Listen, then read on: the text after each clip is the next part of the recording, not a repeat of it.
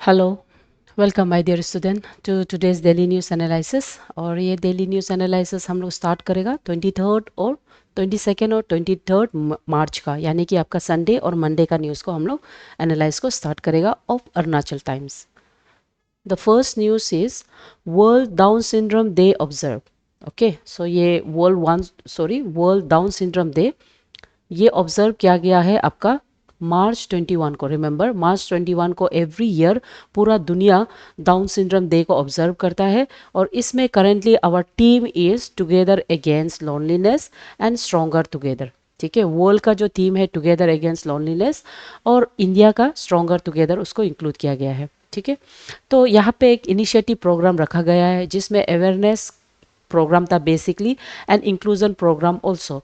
जो यहाँ पे ज़्यादातर मैक्सिमम ऑफ द कम्युनिटी ये डाउन सिंड्रोम के बारे में बहुत लेस इन्फॉर्मेशन है, और या तो रॉन्ग इन्फॉर्मेशन है। तो ये जो प्रोग्राम था, यहाँ में कोशिश किया है कि वो लोग को सही अवेयरनेस और इन्फॉर्मेशन दिया जाए, और साथ ही साथ अर्ली इंटरवेंशन के लिए आपका इंफ्रास्ट्रक्चर डेवलप किया जाए, ताकि वो इससे जो सफ़र करता है वो लोग को हेल्प मिले और वो लोग पार्ट ऑफ द कम्युनिटी में इंक्लूड कर सके।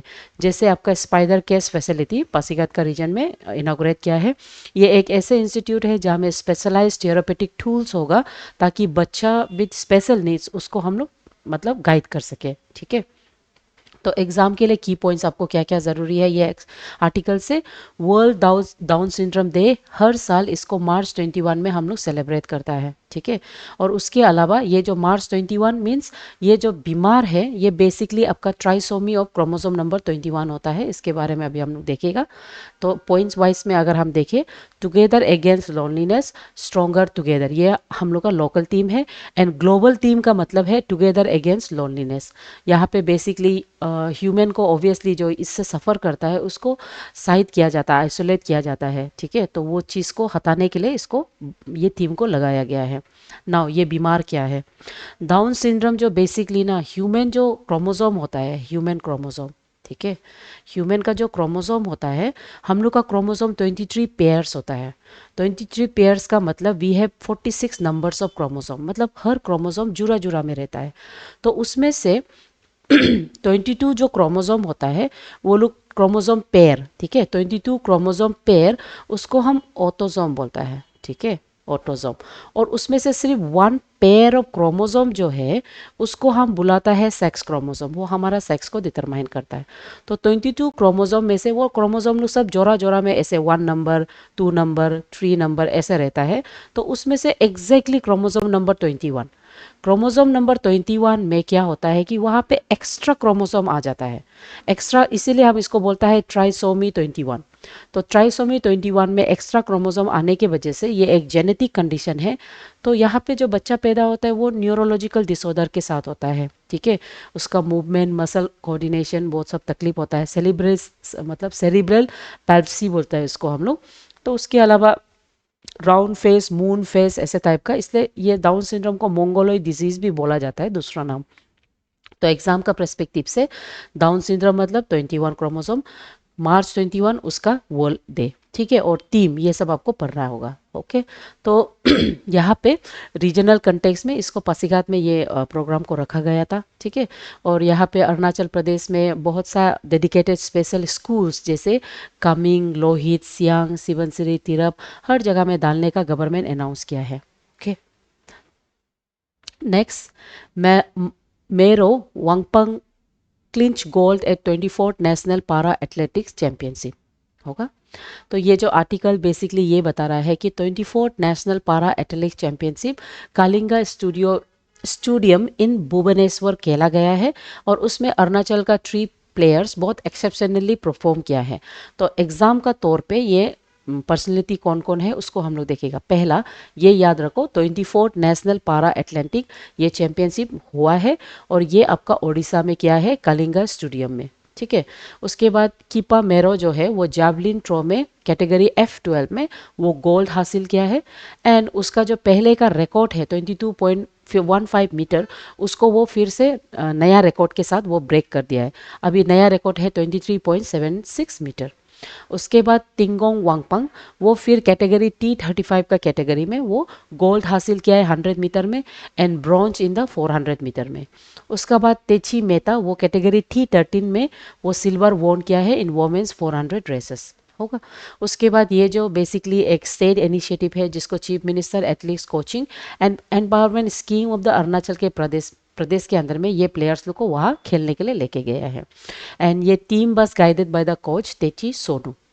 ओके, तो एग्ज़ाम का पर्सपेक्टिव में पारा ओलंपिक एथलीट्स के बारे में आपको थोड़ा सा फैक्चुअल डाटा जानना है। ये एक पारा स्पोर्ट्स है। पारा sports means people with special abilities, वो लोग का स्पोर्ट्स है। And this was sanction bye national para athletics championship, जो आपका 1992 में फॉर्म हुआ है, लेकिन फॉर्मली रजिस्टर्ड किया है 7 अगस्त 1994 में। ठीक है, तो इसका बेसिक पर्पस ये है कि ये जो चैंपियनशिप होता है, प्लेयर्स होता है पारा एथलीट्स, वो लोग को ये स्टेट लेवल में खेला जाए ताकि वो नेशनल में और नेशनल से इंटरनेशनल रिप्रेजेंट कर सके। Done. Next, workshop on Monpa handmade paper begins. Okay, so 2 day work programme रखा गया है जहाँ में मोम्पा का जो हैंडमेड पेपर जिसको हम मोनसुगु बोलता है, वो पेपर को सिखाने का वर्कशॉप रखा गया है तवांग, अरुणाचल प्रदेश में। और इसको ऑर्गेनाइज किया है कुमारापा नेशनल हैंडमेड पेपर इंस्टीट्यूट, वो collaboration with the local communities. ठीक है, वो लोग मिल के इसको रखा गया है, जिसमें ट्रेडिशनल टेक्निक के साथ एक नया मॉडर्न टेक्निक यानी कि केमिकल प्री पल्पिंग और नेचुरल डाइज भी यूज़ किया गया है इन इको फ्रेंडली फॉर्मेट होगा। तो एग्जाम का पर्सपेक्टिव से रिमेंबर, मूनसुगु ये local name for the Monpa handmade paper होता है और ये मोम्पा का integral part of the cultural identity माना जाता है और इसको ज़्यादातर रिलीजियस मतलब प्रिंटिंग के लिए यूज़ किया जाता है। ठीक है, तो ये जो प्रोग्राम है वहाँ में एक टेक्नोलॉजिकल शिफ्ट देखने को मिला है जिसमें ट्रेडिशनल मेकिंग ऑफ पेपर में एक साइंटिफिक टेक्निक्स जैसे कि केमिकल फ्री पल्पिंग टेक्निक्स और नेचुरल डाइस जैसे कि कोई कलर हो सकता है, different dice, pink, yellow, purple dice use किया है।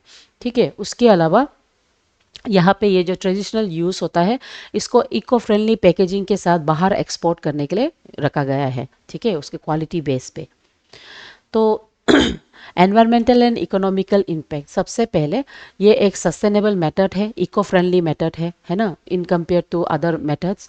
उसके बाद ये वहाँ का जो यूथ है उसका लाइवलीहुड को इंक्रीज करेगा होगा।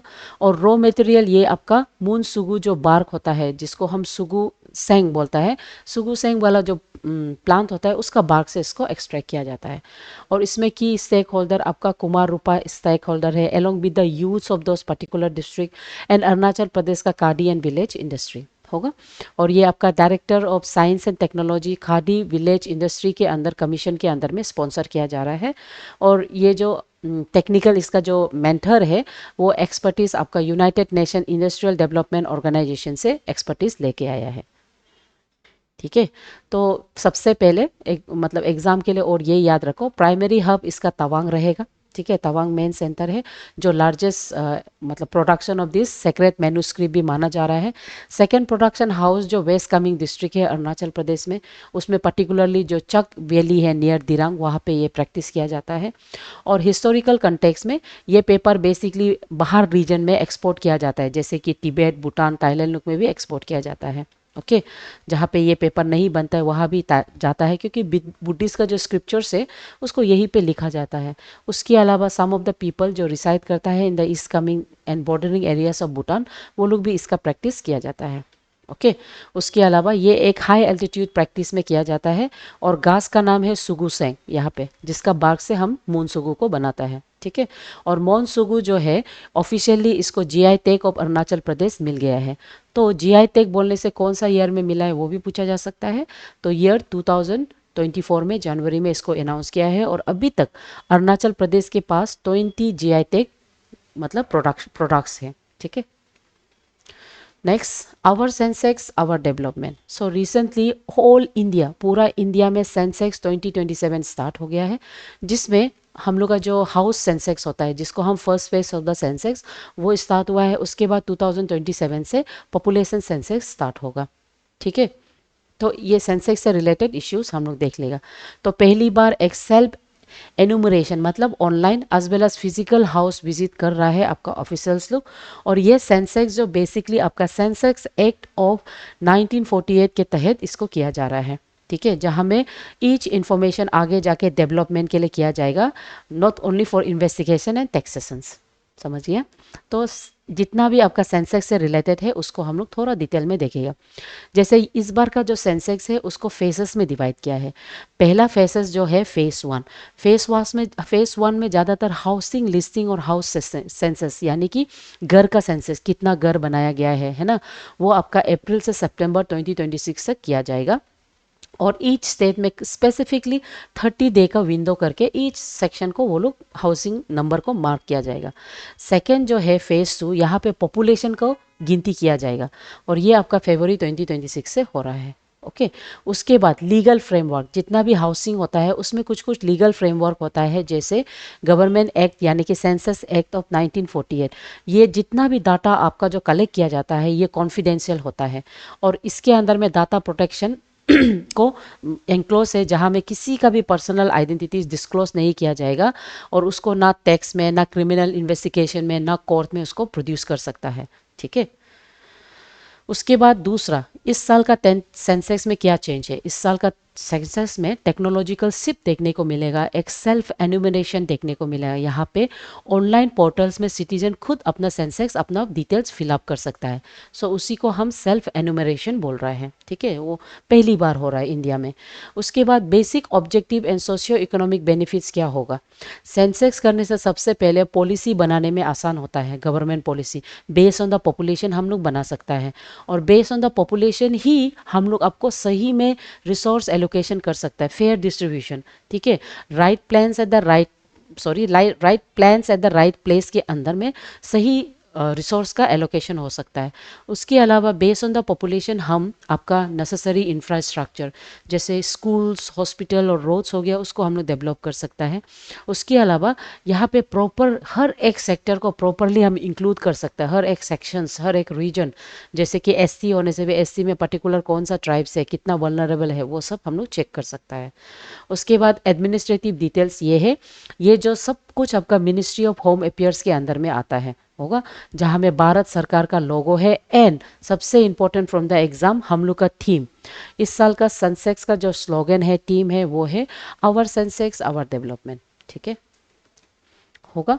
तो सेंसेक्स से रिलेटेड और थोड़ा सा फैक्चुअल डाटा हम लोग को देखना है एग्जाम पर्सपेक्टिव से, है ना, जो एपीएसएसबी और एपीपीएससी में काम आ सकता है। वो फर्स्ट रेगुलर सेंसेक्स, ये फर्स्ट रेगुलर सेंसेक्स जो 1872 में जो हुआ है, ये एक नॉन सिंक्रोनाइज है। नॉन सिंक्रोनाइज मतलब इट इज मतलब एवरीडे कंडक्ट नहीं है ना, सेवरल ईयर सेवरल पार्ट्स में कंडक्ट किया है based on age, sex, occupation, religion, इसके वजह से। ठीक है, मतलब सिंक्रोनाइज वे में नहीं किया है। सो इसलिए हम इसको नॉन सिंक्रोनाइज सेंसेक्स बोलता है और ये आपका लॉर्ड मायो के समय में 1872 में हुआ है, इतना याद रखो। ठीक है, फर्स्ट अनसिंक्रोनाइज सेंसेक्स, रेगुलर सेंसेक्स।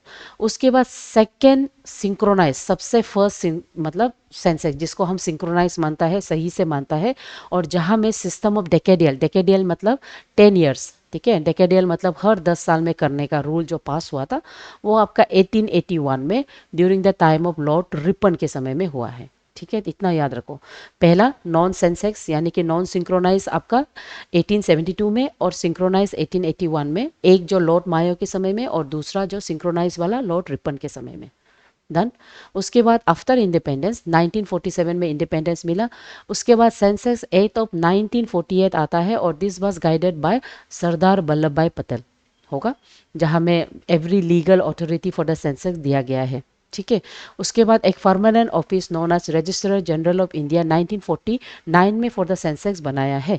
उसके बाद इंडिया का फर्स्ट इंडिपेंडेंट सेंसस वो आपका शुरू हुआ है 1951 को, और ये आपका commission RA Gopal Swami commission के अंदर में, जहां में new act confidentiality protection act भी डाला गया है सेक्शन 15 में। हो जाएगा, आप लोग समझ गया। ठीक है, पहला सेंसेक्स कब हुआ है, रजिस्ट्रर उसको संभालने के लिए। इंडिपेंडेंट सेंसेक्स हम लोग का इंडिया का, इंडिपेंडेंट इंडिया का 1951 में। डन।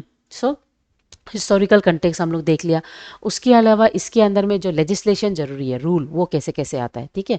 सो जैसे कि section 15 of the Indian Sensex act of 1948 जो होता है, इसमें बेसिकली आपको हम जो बताया है, जितना भी रिकॉर्ड्स होता है उसको कोई क्रिमिनल चार्ज, कोर्ट चार्ज उसके लिए आप यूज़ नहीं कर सकते, टैक्स या कुछ भी पॉलिसीज़ के लिए यूज़ नहीं कर सकते। उसके अलावा जितना भी सेंसेक्स होता है हम लोग का सेंसेक्स से रिलेटेड, वो हमारा शेड्यूल 7, ठीक है, शेड्यूल 7 के अंदर में आता है, ओके। और शेड्यूल 7 के अंदर में आके वो आपका आर्टिकल 246 के अंदर में आता है, और साथ ही साथ ये हमारा यूनियन लिस्ट के अंदर में आता है। इतना समझो, union list, article 246 and 7 schedule. Done. उसके बाद डिजिटल शेड्यूल के लिए सबसे पहले मांग रखा था 1994 में, लेकिन वो 19 मतलब 27 से ही ऑपरेशनल हो रहा है, सेल्फ एम्यूरेशन हो रहा है, होगा। उसके बाद इससे क्या होता है ये भी आपको हम बता चुका है, resource allocation, finance, inflation, direct financial, मतलब जितना भी आप नया इश्यूज जो हो रहा है उसको आप बेस्ड ऑन द पॉपुलेशन ही कर सकता है। उसके अलावा सबसे इम्पोर्टेंट, ये इस साल का यूनियन बजट में है ना, reportedly 6,000 crore specifically for the first digital Sensex दिया गया है, बजट दिया गया है। क्योंकि सेंसेक्स करना आसान नहीं है, आपको पीपल को ट्रेन करना है, इसमें हेड रखना है, ई चीज घर जाके आपको करना है, यानी कि आपको पे करना है आदमी को काम करने के लिए, ठीक है। उसके अलावा इस बार का जो है जो सेंसेक्स है वो कॉन्स्टिट्यूशनल रीसेट करेगा, मतलब हमारा आर्टिकल 82 को हम डीलिमिटेशन बोलता है, डीलिमिटेशन एक्ट। डीलिमिटेशन एक्ट जो ना ऐसा एक्ट है जो पॉपुलेशन के बेस में नंबर ऑफ लोकसभा है ना, boundaries of the Lok Sabha and assembly को हम लोग बनाता है। यानी कि एक लोकसभा में एक पर्टिकुलर स्टेट का जो रिप्रेजेंटेटिव है उसको हम पॉपुलेशन बेस में ही करता है, इसीलिए सेंसेक्स होना ज़रूरी है।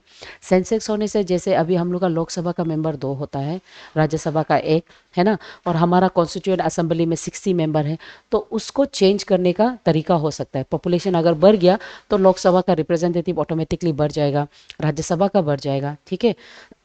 उसके अलावा सबसे इम्पोर्टेंट इस बार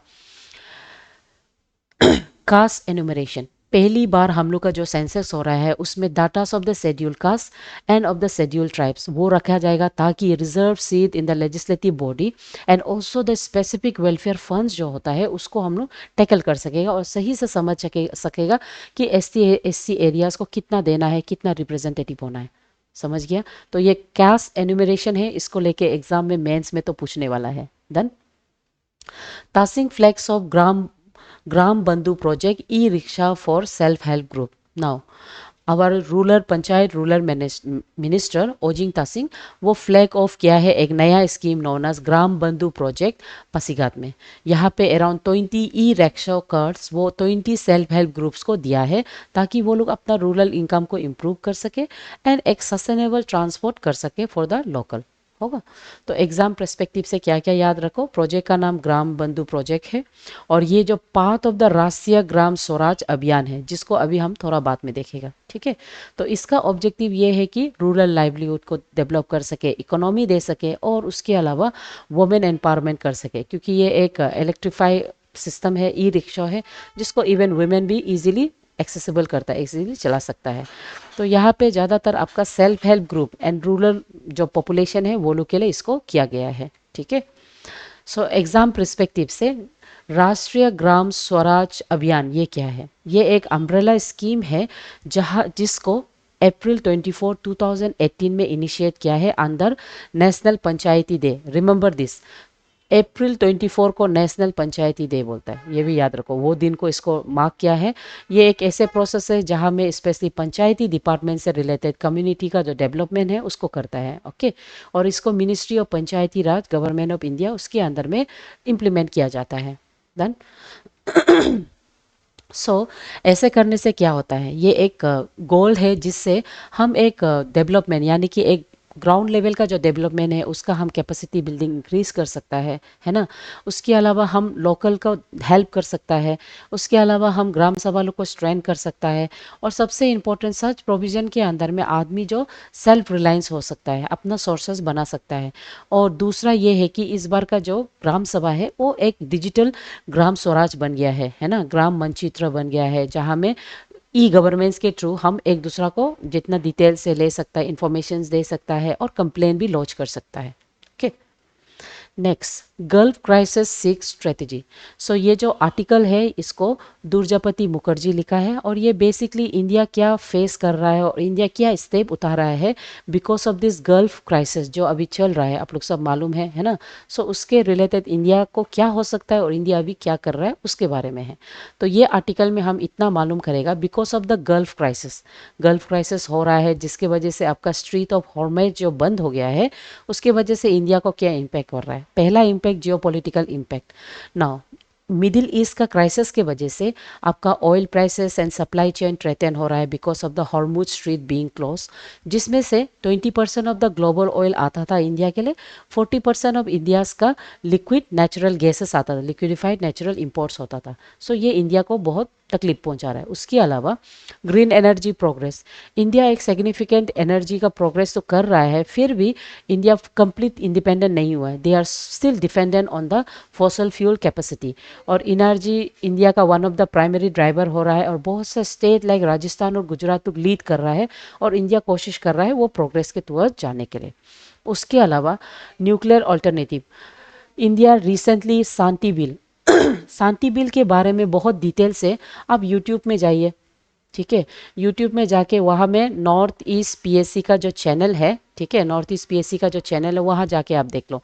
शांति एक के बाद हम इसके बारे में ऑलरेडी एक बहुत डिटेल से एक क्लासेस ले चुका है। ये एक ऐसे बिल है जहाँ में हमारा इंडिया का जो बिल है न्यूक्लियर बिल, वो बिल पहले कम्प्लीटली गवर्नमेंट मोनोपोलाइज था, वो बिल को कम्प्लीटली शिफ्ट करके उसको प्राइवेट पब्लिक पार्टनरशिप के बेस पे बना दिया है, ठीक है। तो इसको आप लोग जाके देख सकता है यूट्यूब में, ठीक है, बहुत डिटेल से, जिसमें हम ज़्यादातर from the perspective of mains perspective, civil service का मेंस पर्सपेक्टिव से ऑलरेडी हम इसके बारे में बता चुका है, ओके। उसके अलावा public health and environment, see India का सिंस एनर्जी क्राइसिस हो रहा है तो इंडिया ज़्यादातर आपका फॉसल फ्यूल डिपेंडेंस हो रहा है, जिसके चलते environmental crisis in the Indian reason देखने को मिल सकता है। सो इट्स टाइम कि एक बैलेंसिंग एक रखे एंड इंडिया जितना पॉसिबल हो सके अपना energy towards non fossil fuel वो टारगेट करे, क्योंकि एनर्जी इंडिया में वो कैपेसिटी है, ठीक है। सो इसीलिए हम देखेगा इंडिया क्या क्या कर सकता है, जैसे energy security and Jio politics. दो इंडिया बहुत वल्नरेबल है, स्टिल इंडिया जो क्या कर रहा है वो अपना स्ट्रेटेजिक डाइवर्सिफाई किया है, वो अपना सिर्फ टुवर्ड्स रशियन ऑयल किया है और न्यू सप्लायर जैसे कि ऑस्ट्रेलिया और कनाडा को ढूंढा गया है, होगा। उसके बाद ग्रीन एनर्जी ट्रांजिशन में इंडिया जो अपना वो अचीवमेंट जो वो पेरिस एग्रीमेंट के अंदर में रखा है उसको वो बैलेंस कर रहा है और वो सक्सेसफुल भी रहा है। रीजनल इम्बैलेंस को वो सक्सेसफुली कंसंट्रेट कर रहा है इन फ्यू स्टेट्स जैसे कि Rajasthan, Gujarat, Tamil and also in Arunachal Pradesh का हाइड्रो पावर्स में, ठीक है। उसके बाद न्यूक्लियर पावर में इंडिया का जो शिफ्ट हुआ है, शांति बिल नया बिल जो आया है ना।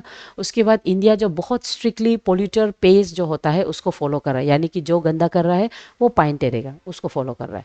और क्लाइमेट डिप्लोमेसी में जैसे ग्रेट नेशंस लाइक यूएस लोग विड्रॉ कर लिया है, फिर भी इंडिया सबसे बेहतरीन रोल प्ले करता है इंटरनेशनल सोलर अलायंस में, जहाँ में वो ऐसे लीडर एक ऐसे आइडियोलॉजी वो स्टेप करके global south in the green energy space में वो अपना मार्क छोड़ रहा है, ठीक है।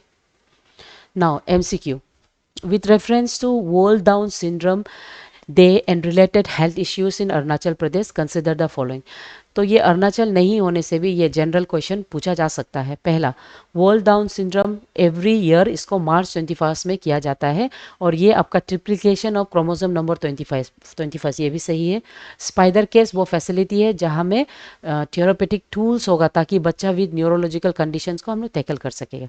और यहाँ पे लिखा ये वायरल है, ये वायरल नहीं है, ये हेरिटेबल डिजीज है, लेकिन ये कम्युनिकेबल नहीं। कम्युनिकेबल मीन्स एक से दूसरा को लगना है ना, ये ऐसे नहीं है, ये सिर्फ मदर से बच्चे को होने का चांस होता है based on the genetic mutations, only that much.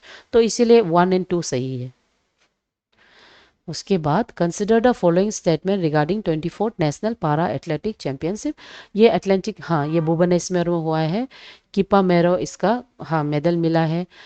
और नहीं, ये एथलेटिक फेडरेशन ऑफ इंडिया नहीं है, ये तो गलत है ना। तो ये हो गया 1 और 2। फिर मोनसुगु के बारे में जीआई टैग में traditional man bye Monpa, yes ये सुगु सॉन्ग, हाँ ये घास से बनाता है। Khadi and village industry, yes ठीक है। तो ये आंसर हो गया डी, होगा। फर्स्ट ईयर सिंगल, ये क्वेश्चन जो आपका एपीएसएसबी का है, ये एपीएसएसबी का लास्ट ईयर का ही क्वेश्चन है, सीएचएसएल का, ठीक है, होगा, लास्ट ईयर का ही क्वेश्चन है। तो ये क्वेश्चन क्या है, ऑप्शन क्या है, 1881। डन। उसके बाद which of the following features make Sensex historically compare, सबसे हिस्टोरिकली अलग इन कंपेयर तो डिजिटल तो है, उसके अलावा इसमें पहली बार कास्ट एन्यूमरेशन है, कास्ट है ना, कास्ट लोग के बारे में भी, एस सी के बारे में भी डिटेल लिया जा रहा है। उसके बाद दूसरा है आपका shift charity based approach to right base, specially ये आपका चिल्ड्रन विद स्पेशल नीड्स है उसको रिलेटेड, ठीक है। तो ये आपका ना सोसाइटी का पार्ट भी बन सकता है, जीएस पेपर 1, और इसमें पॉलिसीज आने से जीएस पेपर 2, ठीक है। और उसके बाद ये केस स्टडी भी बन सकता है, ऐसा क्वेश्चन, चैरिटी से राइट बेस है ना, हक, ठीक है। उसके बाद पारा एथलेटिक्स, हाँ पारा एथलेटिक्स क्यों ज़रूरी होता है, वो लोग का ग्रोथ और इफेक्टनेस के लिए क्या क्या कर सकता है, ये सब भी आपको क्वेश्चन पूछा जा सकता है, ठीक है। This become part mostly in the part of your case study also. उसके अलावा जीएस पेपर 2 में इसका पॉलिसीज पूछा जा सकता है। Done. Thought of the day, someone is sitting in the shade today because someone planted a tree a long time ago। मतलब आप ऐसा काम करो जो आपका बेनिफिट आपका फ्यूचर जनरेशन को भी होगा। सो वेरन बुफेट के साथ। So my dear student, keep studying, keep following the news, and I am very sorry sometime some word गलत प्रोनाउंस हो जाता है, जैसे लास्ट टाइम का न्यूज़ था, I am very sorry for that, ठीक है। So thank you my dear student, keep studying.